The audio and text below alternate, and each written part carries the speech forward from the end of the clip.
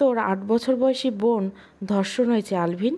বাক্যটা কর্ণক্ষুর আসতে আলভিনের হৃৎস্পন্দন গতিবেগ থেমে যায়। সে অধরে চেপে ধরা সিগারেটটা মাটিতে ছুঁড়ে ফেলে দিয়ে গৃহের দিকে ছুটে চলে যায়।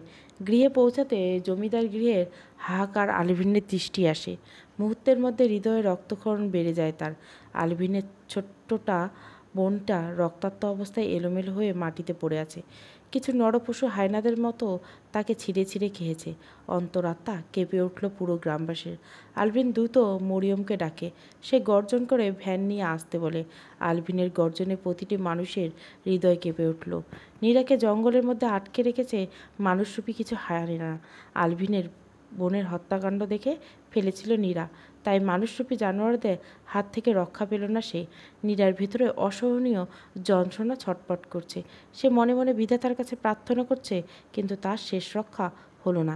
একজন হায়না তার বুক থেকে থাবা দিয়ে বস্ত্রটা টেনে খুলে ফেলল। নীরার সাথে সাথে হৃদয় বিদারক চিৎকার দিয়ে উঠল। নীরার চিৎকার পশুগুলো হৃদয়ে স্পর্শ করল না। তারা নীরাকে ছিঁড়ে খেতে লাগলো। নীরাকে যখনই রাম দাদিয়ে জবাই করতে যাবে, তখন কেউ একজন গুটিল মেরে তাদের আহত করলো। ঘন অরণ্যের মাঝে কারো পদধ্বনির আওয়াজ কর্ণকুহুর পৌঁছাতে সবাই দৌড়ে পালালো। নীরা বিবস্ত্র অবস্থায় জমিনের বুকে লুটিয়ে পড়ে আছে। নীরার সমস্ত শরীর রক্তাক্ত হয়ে গেছে। নীরার অক্ষিযুগল মেলে আয়নার দিকে দৃষ্টিপাত করে বলল, আয়না আপা, তুমি এসেছো? তুমি ওদের কাউকে ছেড়ে দিও না। ওরা মানুষ না, ফুলের মতো বাচ্চাকে তারা ছাড় দেয় না। আমি বড় মানুষ হয়ে সহ্য করতে পারিনি, ফুল ছোট মানুষ হয়ে কীভাবে সহ্য করেছে। তুমি আলভিন ভাইকে তাদের কথা বলে দিও। আলভিন ভাই কাউকে বাঁচতে দিবে না। আমি বোধহয় আর বাঁচব না আপা, আমাকে তুমি মাফ করে দিও। আমি তোমার খারাপ চেয়েছিলাম, বিধাতা আমায় শাস্তি দিয়েছে। নীরার কথায় আয়নার সমস্ত মুখশ্রী শক্ত হয়ে এলো। আয়নায় নীরা মস্তকে হাত বুলিয়ে বলল, তোর কিছু হবে না, আপা আছে না নীরা? তোর আপা থাকতে তোকে মরতে দিবে না। তোকে লড়তে হবে, এত সহজে নেতিয়ে গেলে হবে না নীরা। তোকে বাঁচতে হবে, তোকে বাঁচতে হবে। নীরা আক্ষেযুগল ধীর গতিতে বন্ধ হতে শুরু করলো। আয়নার সাথে আরও 10-12 জন মেয়ে এসেছে। তারা সবাই মিলে নীরাকে তুলে নিয়ে গেল। গ্রাম থেকে একটু দূরে সরকারি হাসপাতালে এসেছে আয়না। নীরাকে ডাক্তাররা দেখেছে। আয়নার সমস্ত মুখশ্রী আষাঢ়ের কালো মেঘ ঘনিয়ে এসেছে। আয়নার মুখ ওড়না দিয়ে বাঁধা, চোখ দুটো দেখা যাচ্ছে। মেয়েরা সবসময় লোকচক্ষুর আড়ালে থাকে। আয়নাকে ভালোবাসে না গ্রামের এমন কোনো মানুষ নেই। আয়না নিশ্চিন্ত হয়ে হাঁটছিল, এমন সময় আলভিনের সাথে ধাক্কা লাগে। দুজন দূরত্বে সরে আসে। আয়নার রক্তিম চোখে আলভিনের দিকে তাকায়। আয়নার অক্ষিযুগল আলভিনের কাছে কি বিষাক্ত ঠেকলো। আলভিন রাগান্বিত হয়ে বলল, তোমার মাথায় কোনো সমস্যা আছে? তুমি দেখে শুনে চলতে পারো না? দেখতেই তো পাচ্ছ রক্ত নিয়ে যাচ্ছি, রক্তগুলো পড়ে গেলে কী হতো জানো? আলভিনের কথায় জ্বলে উঠল আয়না। তার সমস্ত মস্তিষ্ক ঝনঝন করছে। পুরুষ জাতিকে একটু না, অনেক বেশি ঘৃণা করে সে। আয়না আলভিনের প্রশ্নের উত্তর দিল না। আলভিন বিলম্ব না করে দ্রুত রক্ত নিয়ে সামনের দিকে এগিয়ে গেল। গভীর অরণ্যের মাঝে বৈঠক বসছে। ডাকাতের সর্দার সমস্ত মুখশ্রী গম্ভীর হয়ে গিয়েছে। ডাকাত সর্দার রফিক তীক্ষ্ণ দৃষ্টিতে সবার দিকে দৃষ্টিপাত করে আছে। সবার ভয়ে মস্তক নুইয়ে আছে। ডাকাত সরকার হুংকার ছুড়ে বলল, নীরা বেঁচে গেলে কি হবে? রফিকের কথায় ভয়ে সবার কাঁপাকাঁপি শুরু হয়ে গেল। বাবলু মিয়া মিইয়ে যাওয়া কণ্ঠে বলল, আমরা নীরাকে মারতে ছিলাম, কিন্তু আয়না সেখানে উপস্থিত হয়। আয়নার জন্য আমরা নীরাকে মারতে পারিনি। আমাদের আহত করে এই নীরাকে নিয়ে চলে গিয়েছে আয়না। রফিক রাগান্বিত হয়ে বাবলুকে বুকে একটা লাথি মারল। বাবলু ছিটকে জমিনে বুকে আছড়ে পড়ল। রফিক হুংকার ছেড়ে বলল, সামান্য একটা মেয়ের কাছে তোরা হার মেনে গেলি? সারাদিন আয়না আর আয়না। কে আয়না, যাকে সবাই এত ভয় পায়? আমার আয়নাকে শেষ করতে হবে। এই মেয়ের জন্য আমি গ্রাম থেকে মেয়ে তুলতে পারছি না। আপনি নিজেও চেষ্টা করে দেখুন সর্দার, আপনি ওই মেয়ের সাথে পারবেন না। ওই মেয়ে ভীষণ ভয়ঙ্কর। লতিফের কথার ললাটে ভাঁজ পড়ল রফিকের। আয়নাকে ভীষণ দেখতে ইচ্ছে করছে, কিন্তু মেয়েটাকে দেখতে হলে তাকে সবার সামনে যেতে হবে। সে কিছুতেই সবার সামনে যেতে পারে না। নীরা মারা গেছে। নীরার নিথর দেহটা আয়নার সামনে পড়ে আছে। আয়না স্তব্ধ হয়ে লাশের দিকে দৃষ্টিপাত করে আছে। এই মেয়েটা কালকেও তার সাথে বসে গল্প করছে, আজকে লাশে পরিণত হলো। এভাবে ভাবতে আয়নার বুকে চিরে দীর্ঘশ্বাস বেরিয়ে এলো। আয়না নীরাকে নিজের বোনের মতো ভালোবাসত। সেই প্রাণপ্রিয় বোনের লাশ আয়নার সামনে। আয়নার রুহুটা এবার ভয়ঙ্করভাবে কেঁপে উঠল। আয়না নীরার রাজ ছুঁয়ে প্রতিজ্ঞা করল, তোর খুনিদের আয়না বাঁচতে দিবে না নীরা।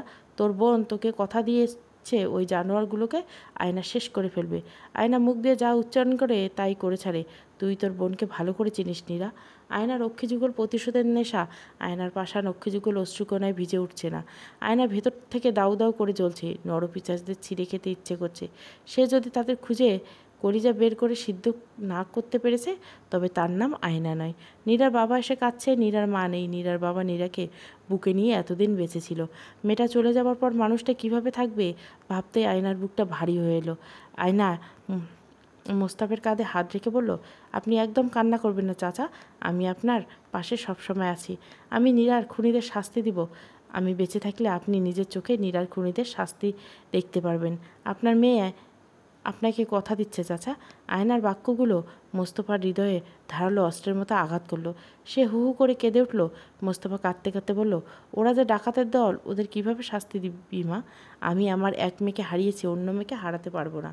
আমাদের মতো সাধারণ মানুষ ডাকাতদের সাথে পারবে না। আয়নার মুখশ্রীতে অদ্ভুত হাসির রেখা দেখা মিলল। আয়না কোনো কথা না বলল না, নীরব রইল। আয়নার নীরবতা মোস্তফাকে ভাবাচ্ছে, এই বাচ্চা মেয়েটা এত পাষাণ হৃদয়ের কীভাবে হলো? ফুলের শ্বাসকষ্ট উঠে গিয়েছে। ফুল হাত বাড়িয়ে আলভিনকে ডাকছে। আলভিন দ্রুত ফুলের কাছে আসলো। ফুল ভাইয়ের হাত শক্ত করে ধরে কিছু বলার চেষ্টা করছে, কিন্তু কিছুতেই বলতে পারছে না।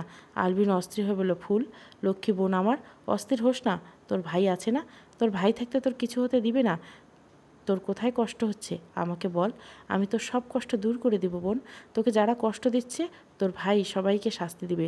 আলভিনের প্রতিটি বাক্য ফুলকে অস্থির করে তুলল। ফুল মুখশ্রী দিয়ে উচ্চারণ করলো, আয়না আপা। আর কোনো বাক্য উচ্চারণ করতে পারল না ফুল। মৃত্যুর করে ঢলে পড়ল শিশুটি। মৃত্যু কি ভয়ঙ্কর সত্য, তাই না? ভয়ঙ্করভাবে হৃদয়টা রক্তাক্ত করে দিয়ে চলে যায়। কি প্রিয়জন হারাবার হাহাকার, দুটি আঁখি যুগল অশ্রুকণাতে ভরে উঠেছে। মনটা অশান্ত সমুদ্রের ন্যায় উথাল পাতাল করছে। শরীরের সমস্ত অক্ষি ক্ষয় হতে শুরু করেছে। আলভিন পাথরের ন্যায় ফুলের লাশের সামনে বসে আছে। পাষাণ পুরুষের হৃদয় কাঁপছে না। ফুলের মা কান্নায় ভেঙে পড়ছেন। মমিন সর্দার রক্তিম দৃষ্টি থেকে কালুর দিকে দৃষ্টিপাত করে আছে। ফুলের দায়িত্ব সে কালুর হাতে দিয়েছিল। কালু থাকতে ফুল একা বাহিরে গেল কিভাবে? মমিন সর্দারের মস্তিষ্ক উত্তপ্ত হয়ে গিয়েছে। সে হুঙ্কার ছেড়েছে। মেয়ের লাশ বুকে জড়িয়ে শব্দ করে কেঁদে উঠল। বাবার ভয়ঙ্কর আর্তনাদ আলবিনের ভেতরটা কাঁপিয়ে তুলল। আলবিন চোয়াল শক্ত করে মতিনের দিকে দৃষ্টিপাত করল। মতিন ভয়ে জড়সড় হয়েছে। তার সমস্ত শরীর থরথরে করে কাঁপছে। আলবিনের দৃষ্টিতে কিছু তো একটা আছে। সে কারো দিকে দৃষ্টিপাত করলেই সবাই ভয়ে থরথর করে কাঁপে। মতিন আলভিনের থেকে দূরত্বে গিয়ে দাঁড়ালো।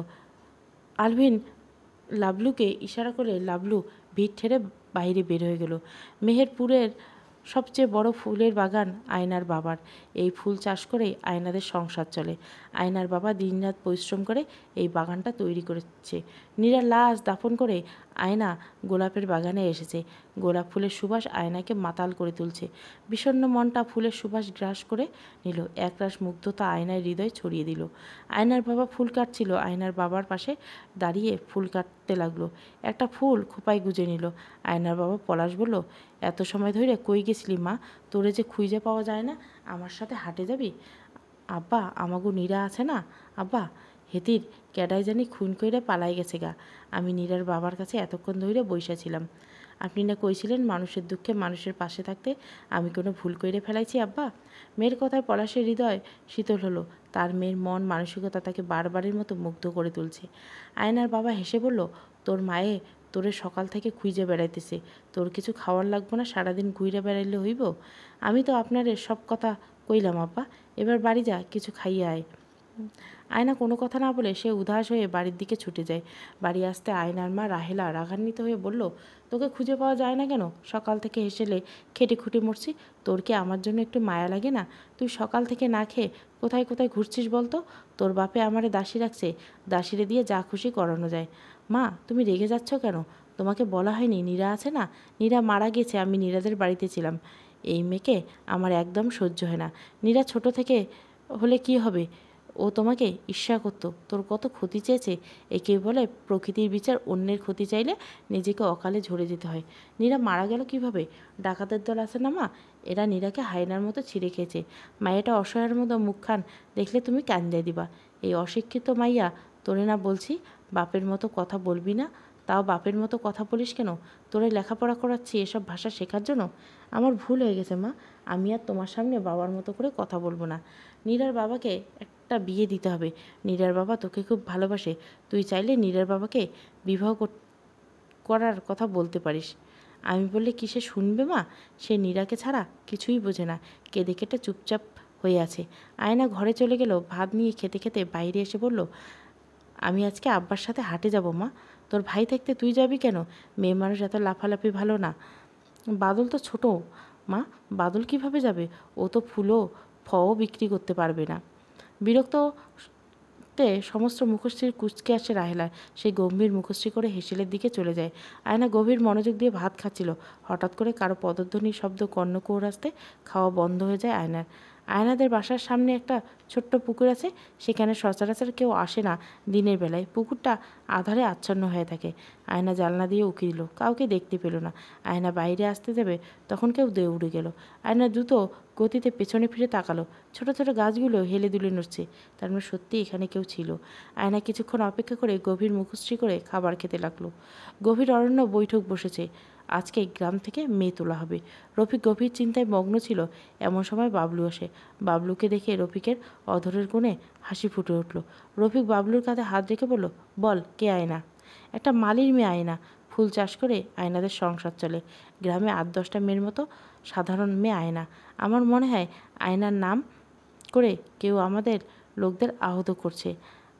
আমরা মানুষ চিনতে ভুল করছি না সর্দার? বাবলুর কথায় চিন্তিত হলো রফিক। মালির মেয়ে সবাইকে ভালোবাসে।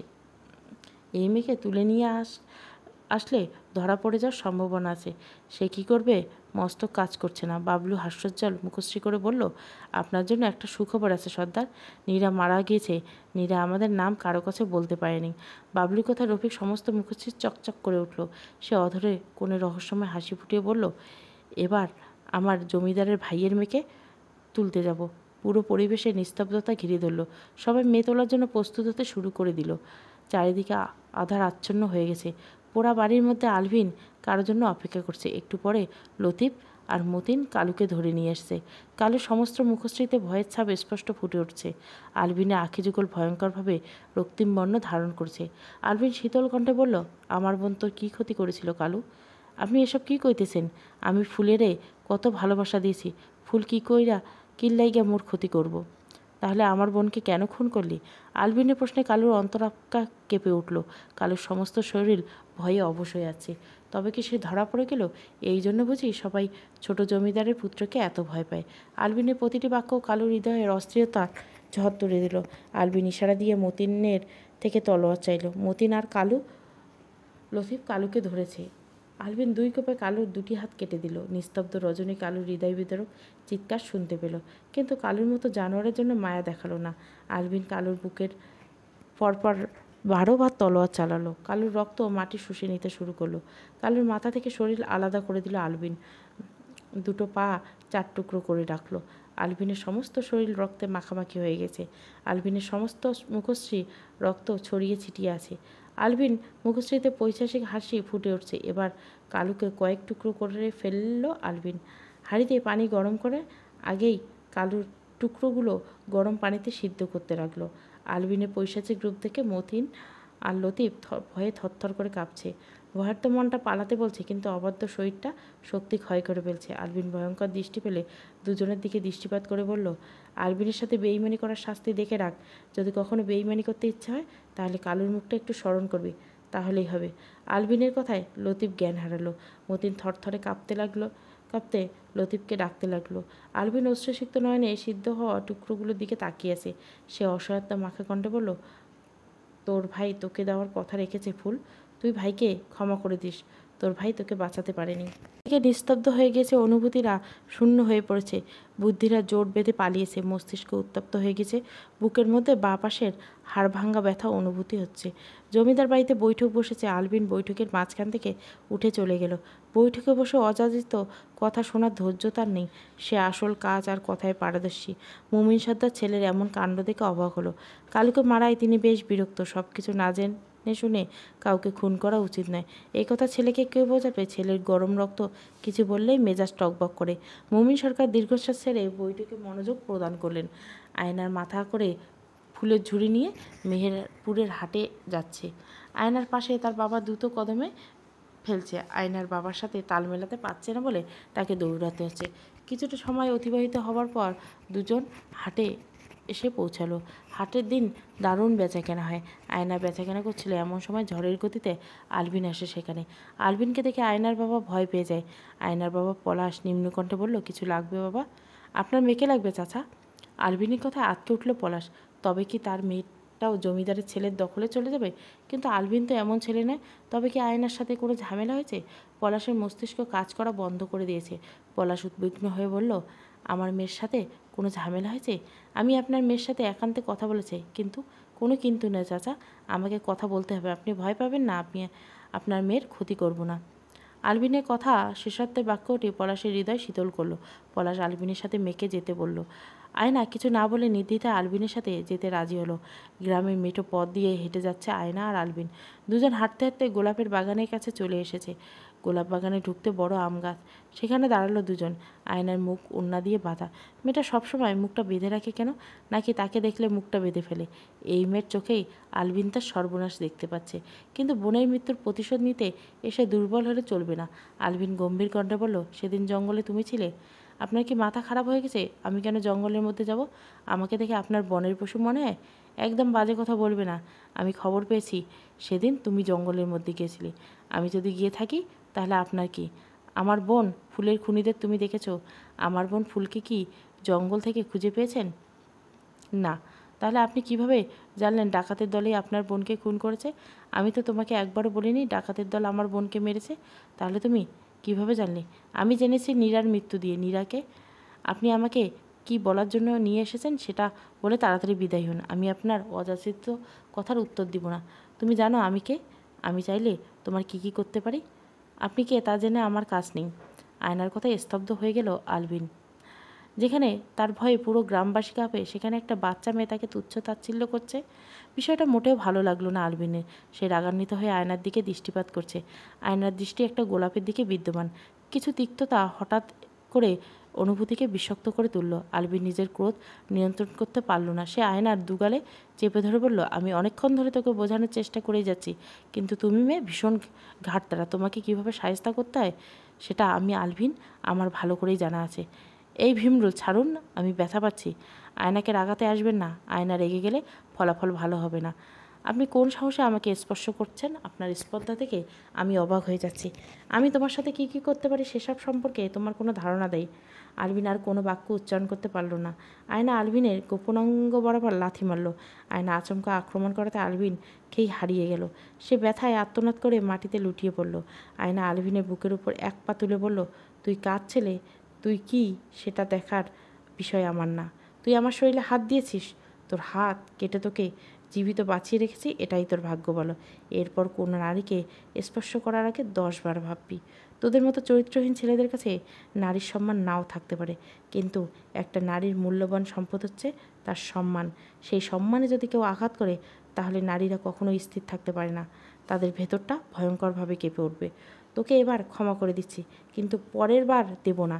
একটা কথা সব সময় মনে রাখবে, আমার নাম আয়না। আমি কারো বাপকে ভয় পাই না। আয়নার কথা আলভিনের মস্তিষ্ক উত্তপ্ত হয়ে গেল। সে মেয়েটাকে একটু ভয় দেখিয়ে সত্য কথা বের করতে চেয়েছিল, কিন্তু এই মেয়ে যে এত ভয়ঙ্কর কে জানতো।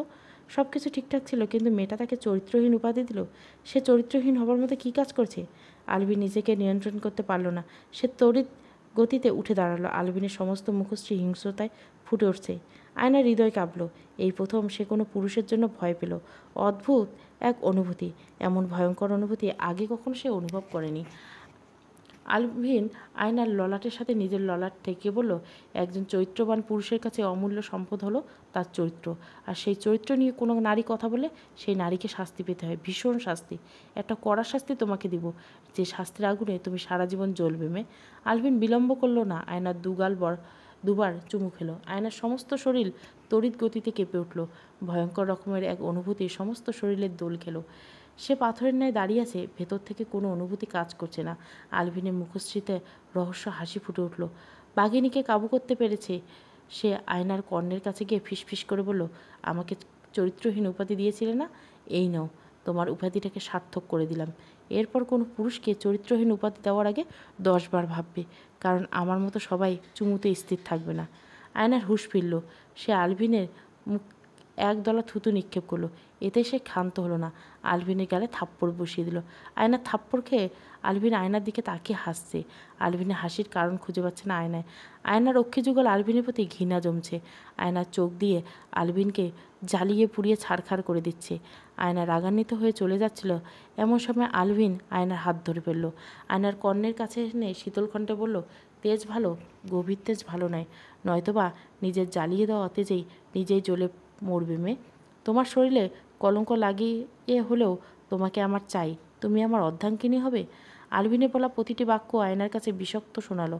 আয়না দাঁতে চাঁদ চেপে বলল, একবার জায়গা মতো মেরেছি, বেঁচে গেছিস, এবার এমনভাবে মারবো বাঁচার কোনো আশা থাকবে না। কথাগুলো বলে আয়না চলে গেল। পেছনে ফেলে গেল কিছু তিক্ত অনুভূতি। আয়না যাবার দিকে তাকিয়ে আলভিন অদ্ভুতভাবে হাসতে লাগলো। রজনীর আধারে আচ্ছন্ন হয়ে আছে চারিদিক, নিস্তব্ধ যেন পুরো পরিবেশকে গ্রাস করেছে। রাতে সবাই মিলে খেতে বসেছে। আয়না তীক্ষ্ণ দৃষ্টি গিয়ে পড়ল জানলার উপর। আয়না আগুনের মতো কিছু একটা দেখতে পেল। আয়না দ্রুত জানলার দিকে অগ্রসর হলো, হাতে এরিকেন, মাথায় কালো চুদ্দর মুড়ানো। একজন হেঁটে যাচ্ছে। অন্ধকারে স্পষ্ট বোঝা গেল না মানুষটা আসলে কে। আয়নার বাবা পলাশ আয়নার দিকে দৃষ্টি রেখে বলল, কী হয়েছে, তুই খাওয়া ছেড়ে উঠে গেলি কেন? আমাদের ঘরের পেছনে কেউ ছিল আব্বা, তুই আমাকে না ডেকে একা গিয়েছিস কেন? আমি আয়না কোনো কিছুতেই ভয় পাই না বাবা, আমার তোকে নিয়ে ভীষণ ভয় হয়। তোকে একটা বিয়ে দিতে পারলেই বাঁচি। আমার বিয়ে করতে ইচ্ছে করে না আব্বা, তোর যে বিয়ে করতেই হইব, তোরে বিয়ে না দিলে মরলেও মোর শান্তি হইব না। আয়না কোনো কথা বলল না। সে জানে বাবাকে হাজার বুঝিয়ে লাভ নেই। তোকে নিয়ে আর তার বাবার আকাশ সমান চিন্তা। বাবার জন্য সে আয়নার ভীষণ মন পুড়ে, হৃদয়টা জ্বলে পুড়ে ছারখার হয়ে যায়। তার বাবা কি সেটা দেখতে পায় না? দেখতে পেলে বোধহয় এমনটা করতো না। প্রভাতের আলোয় চারিদিক ছড়িয়ে ছিটিয়ে পড়ছে। জমিদার মুমিন সর্দার পলাশের বাড়ি এসেছে। জমিদারকে দেখে পলাশ সালাম দিল। বিবিকে দ্রুত বসার ব্যবস্থা করে দিতে বলল। জমিদার হাস্যোচ্ছ্বাস মুখশ্রী করে পলাশের সামনে এসে আছে। পলাশের বিবি সবাইকে বসার ব্যবস্থা করে দিল। জমিদার গম্ভীর কণ্ঠে বলল, মেয়ে বড় হয়েছে, বিয়ে দেওয়া লাগবে না? মাইটারে পড়ালেখা করাইতে জমিদার মশাই, তাই বিয়ে দিতে দেরি হইতেছে।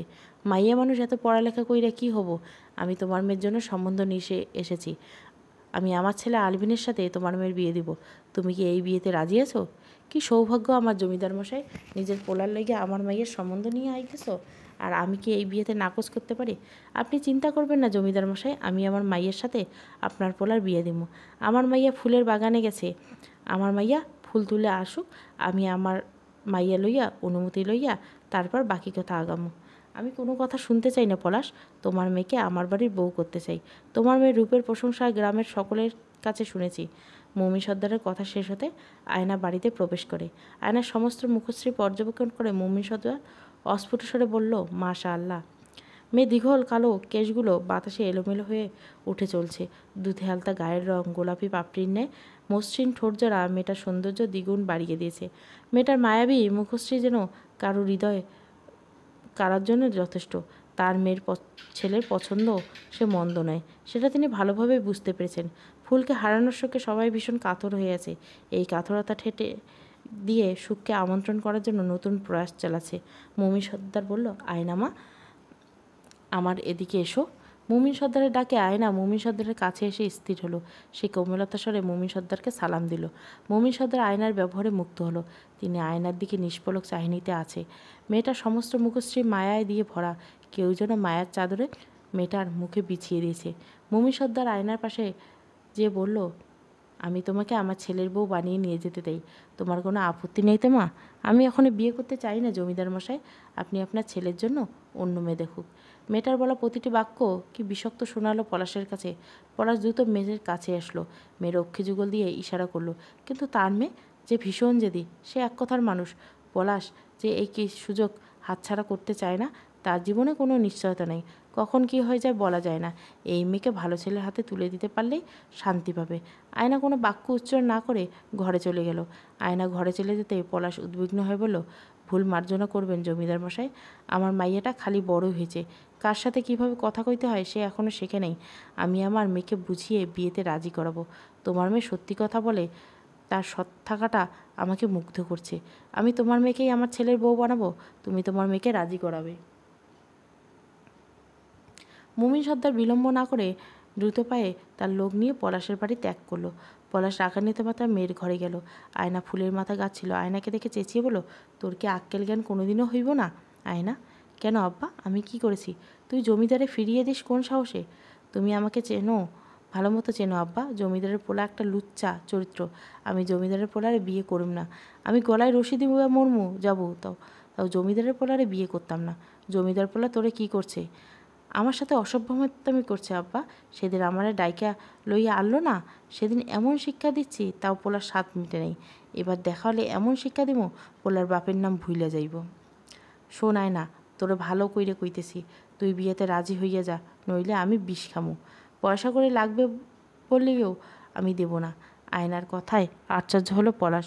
মেয়ে যে তার ধনী লঙ্কা, তার মেয়েকে কিছুতেই কাবু করা যাবে না। দরকার পড়লে আয়নার মাকে দিয়ে সে আয়নাকে কাবু করাবে। আয়নার সাথে জমিদারের পুত্রের বিয়ে দিয়েই তবেই সে ছাড়বে। বধূর সাথে বসে আছে আয়না। আলবিন কক্ষে প্রবেশ করলো। আয়না জড়সড় হয়ে বসলো। আলবিন আয়নার পাশে এসে আয়নার সমস্ত মুখশ্রীতে হাত বোলাতে লাগলো। আলবিনের স্পর্শে আয়নার সর্বাঙ্গে কেঁপে উঠল। আয়নার ঠোঁটের কাছে আলবিন ঠোঁট এগোতে আয়না মুখ ঘুরিয়ে নিল। আয়নার কাণ্ড দেখে আলবিন হাসলো। তার হাসিটা ছিল ভয়ঙ্কর এবং পৈশাসিক। তবে কি আয়নার বাবা মানুষ চিনতে ভুল করলো? আয়নার বাবা মানুষ চিনতে ভুল করেনি, আয়না মানুষ চিনতে ভুল করছে। তাই তো সে পাপের প্রায়শ্চিত্ত করতে এসেছে। আলবিন পৈশাসিক হেসে বলল, আপনার মিত্রযাত্রা শুভ হোক, মালির মেয়ে আয়না। আলবিনের কথা আয়না মৃদু হাসলো। সে হাসি দেখে যে কারো হৃদয় কেঁপে উঠবে, কিন্তু আলবিনের পাষাণ মন গলল না। সে পৈশাচিক রূপে ব্যস্ত। আলবিন আয়নার দুই গাল চেপে ধরল। আমার ছোট বোনটার কী অপরাধ ছিল আয়না? আমার ছোট বোনের সাথে এমন মর্মান্তিক ঘটনা কেন ঘটালে? শোনো, আমার বোন কি তোমার বাবার অর্থ সম্পদ সব খেয়ে ফেলেছিল? তোমার বাবার মতো নরপিশাচের হাত থেকে ফুলের মতো মেয়েকে বাঁচতে পারলো না। লোকে বলে তুমি মালির মেয়ে, আমি বলি তুমি প্রতিবাদী ডাকাত রানীর সর্দারনি, যার রাজ্যে অন্যায় বলে কোনো শব্দ হয় না। যদিও কেউ ভুলবশত অন্যায় করে ফেলে, তবে তার শাস্তি মৃত্যু দিয়ে শেষ হয়। তবে তোমার বাবা এখনও কেন বেঁচে আছে? আয়নার চোখে মুখে ক্রোধ ফুটে উঠল। সে দুহাত চাদরের সাথে খামচে ধরে বসে আছে। সে যে এই পাপের ভার বয়ে বেড়াতে পারছে না। নিজের বাবার সম্পর্কে এমন নিকৃষ্ট কথা জানতে হবে, সেটা আয়না কোনোদিনও কল্পনা করতে পারেনি। এমন বাবার মেয়ে হয়েও বেঁচে থাকার চেয়ে মরে যাওয়া ঢের ভালো। আয়নার নীরবতা আলভিনকে খেপিয়ে তুলল। আলভিন হুঙ্কার ছেড়ে বলল, নিজের বাবার বেলায় 7 খুন মাফ, তাই না আয়না? আমি তোমার এমন অবস্থা করব, যেদিন আমার বাবার রুহু কেঁপে উঠছিল ফুলের লাশ দেখে, কালকে তোমার বাবার রুহু কেঁপে উঠবে তোমার লাশ দেখে। আয়না তাচ্ছিল্য করে বলল, আমি আয়না এতটা বোকা নই। আমি সব কিছু জেনেই আপনাকে বিয়ে করছি। আপনি অপেক্ষা করছেন কেন? আমার বুকে তলোয়ার চালিয়ে দিন। আমি আর পাপের ভার বইতে পারছি না।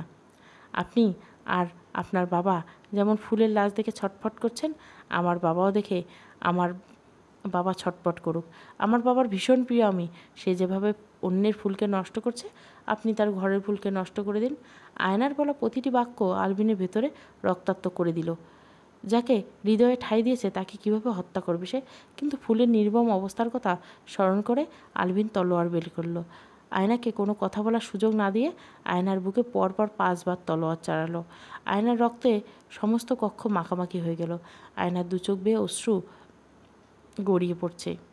আয়নার তলোয়ারের আঘাতে চিৎকার না করার চেষ্টা করছে, কিন্তু রক্তে মাংসে গড়া মানুষ তো সে, তাই চিৎকার না করে থাকতে পারেনি। আয়নার চিৎকার শুনে সবাই আলভিনের কক্ষে এসেছে।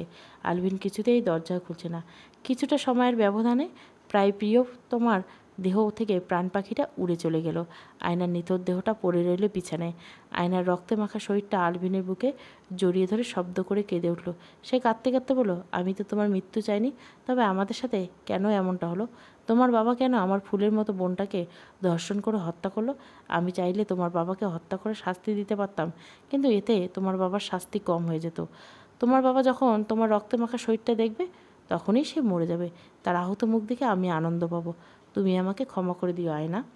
এই নিকৃষ্ট মানুষটাকে তোমাকে ভালোবাসার স্বপ্ন দেখে মৃত্যু উপহার দিল। আলবিন কাঁদছে। জীবনের প্রথম সে হাউমাউ করে কাঁদছে। যার বুকে ঘর বাঁধার স্বপ্ন বুনেছিল, সেই বুকে অস্ত্র চালিয়ে দিল। আলবিনের ভেতরটা জ্বলে পুড়ে ছারখার হয়ে গেছে। সে আয়নাকে বুকে জড়িয়ে রাত পার করে দিল। প্রভাতের আলো ছড়িয়ে ছিটিয়ে পড়ছে। পলাশ ফুল তুলতে যাওয়ার জন্য দরজা খুলতে রক্তাক্ত আয়নার শরীরটা দেখে হৃদয় বিদারক চিৎকার দিয়ে উঠল। সে দৌড়ে এসে মেয়ের লাশ বুকে জড়িয়ে কান্না করতে শুরু করলো। পলাশের কান্না দেখে আলভিনের হৃদয় শীতল হলো। আলভিনকে দেখে পলাশ চেঁচিয়ে বলল, আমার মেয়ের কী হয়েছে? আমি আপনার মেয়েকে খুন করেছি। আমার মেয়ে তোমার কী অপরাধ করেছিল? তুমি আমার মেয়েকে কেন খুন করলে? আমি যদি আগে জানতাম তাহলে তোমার সাথে আমার মেয়ের বিয়ে দিতাম না। আমার ভেতরটা জ্বলে পুড়ে যাচ্ছে, আমি এই যন্ত্রণা কীভাবে সহ্য করব? তোমার রাগ ছিল তুমি আমারে খুন করতা, তুমি আমার মাইয়াটারে খুন করলে কেন? এই যে আপনি যে এখন যন্ত্রণাটা পাচ্ছেন, আপনাকে খুন করলে সেটা পেতেন না। আমার বোন ফুল কী অপরাধ করেছিল আপনার? আপনি কেন আমার বোনটাকে ধর্ষণ করে নির্মমভাবে হত্যা করলেন? কালুকে খুন করার সময় কালু আমাকে সব সত্যি বলে দিয়েছিল। আমি তখনই ঠিক করে নিয়েছিলাম, আপনি যেভাবে আমাকে আমার পুরো পরিবারকে শাস্তি দিয়েছেন, আমি আপনাকে ঠিক সেইভাবে শাস্তি দেব। এখন কেমন লাগছে পলাশ মালি?